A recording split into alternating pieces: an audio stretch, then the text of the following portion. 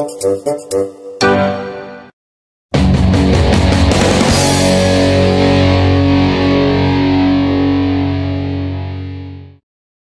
going in that same vein as far as the English style, is that sort of the 90s Shilling that we have here? Is that kind of the style? What's the history on that?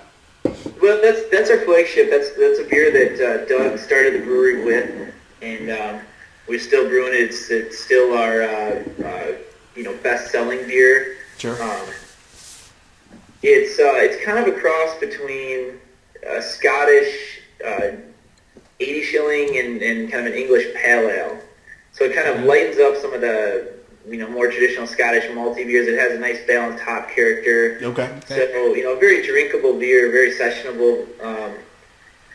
It doesn't fit into any style. It's one of those that we entered in all these different contests, and it doesn't really fit in anything. You read the descriptions, and it's just one of those beers. Like I kind of think all flagship beers for breweries it's kind of in between styles. It's just what the brewer really likes to drink. Right, something unique to you guys. That's okay, Joe, because we don't fit into any categories as far as beer and beer, so that's fine. That's why craft brewing got started, because you had to make something that no one else is making because you wanted to drink it. So that's kind of where 90 Shilling comes from, Yeah, we had you want to drink. We had a buddy that did a homebrew, which was kind of a Yeti clone, had just copious amounts of cayenne. And we're drinking it, and we're like, oh my God. There it is. Yeah, it's just a lot of burn after the swallow. But, after the second drink, you're like, it's like putting a lot of hot sauce on something. You're like, it's burning, but it's kind of the way to go. And I think that's awesome that with home brewing and with craft brewing, you guys have the liberty to not work off of one recipe. Right. You can do your variances. You have some series as well, like a what is it, the wood series or the fresh cut? Yeah, the woodcut series, which is barrel aged. It's a different beer every time. We're on our fifth one will be coming out. We'll be releasing at Sabre. It's a Belgian inspired quadruple. But the thing that separates our woodcut series from just a normal barrel age is we're using virgin American oak. So we're using a medium toast American oak with that. Cool. So we're getting those straight from Cat and Cooperage, and we've really found that the virgin oak provides this flavor that you just don't get from a reused barrel from a winery or from a bourbon barrel. And for these type of beers, we just really like the character. Yeah, I think you can get into some where you get a recycled barrel and that's all you're tasting. The beer gets lost, and you're just like, I just swallowed a splinter. I swear to God, I just got a wood splinter in there. This is bad. Yeah, you don't want to feel like you're licking the inside of a barrel, and we definitely try to avoid that. And then we try to accentuate what that oak character can do. The tannins, what they provide to the beer. Sure. We found these incredible dried fruit characters come from it. The soft vanilla. Oh, cool. And, so a lot of the styles that we brew obviously are brewed to complement these qualities, but each style we've done so far, this will be the fifth one, has been totally different. This is our first venture into a Belgian yeast strain in this series of beers. Oh, cool. Before this, it's always been just an ale strain from our house ale strain. Right. So this is our biggest departure in the woodcut series from anything we've done. Oh, cool. Okay. Well, excellent. Well, let's drink some beer here. Let's get into some 90 Shilling. Yeah, I'm getting parched over here.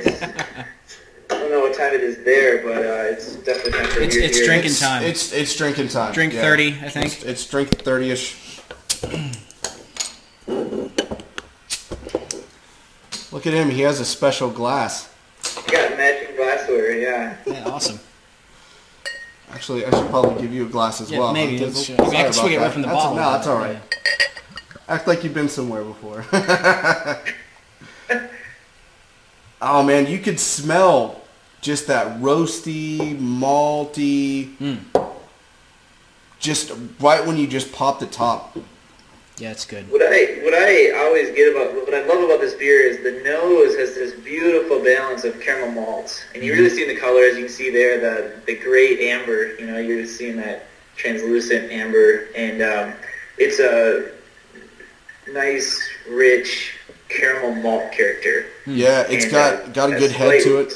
But real, even like kind of that sweetness of the caramel malt that I really like. I think sometimes those malts can just be a little overdone. I think this provides that fine line, and then you have a nice hop character to kind of complement all that. Yeah, this is great. I mean, the head is sticking around. It's if you hear it, it's saying "drink me." Yeah, it's seriously, saying, why don't you shut up and let's drink. Cheers. Cheers.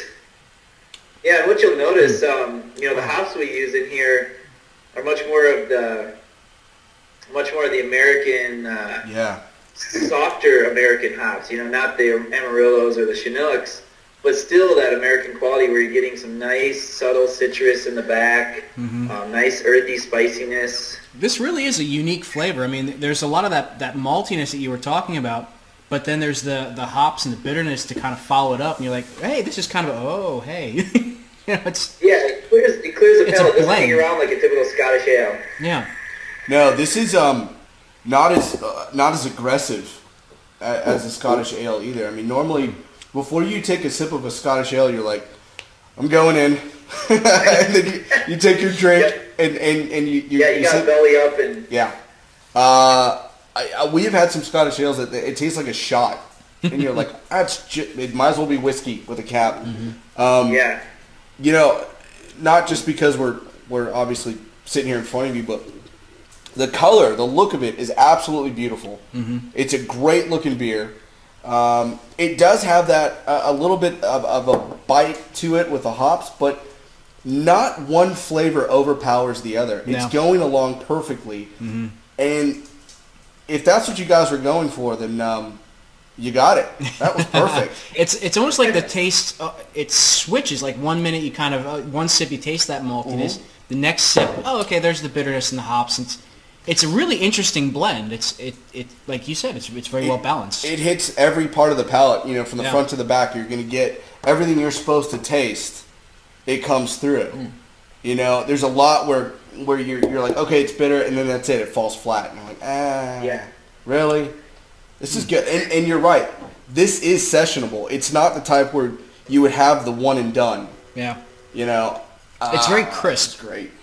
This is good. This is really, really good. I like this a lot. And it's got it's 27 IBUs, and so it's got enough bitterness to balance out that sweetness. But like you said, it's got a little bit. It's got enough after the sweetness to still bring that caramel malt quality back. Yeah. It's really just a complex beer. There's a lot going on in it. I like it. Yeah, a lot going on in a good way. This is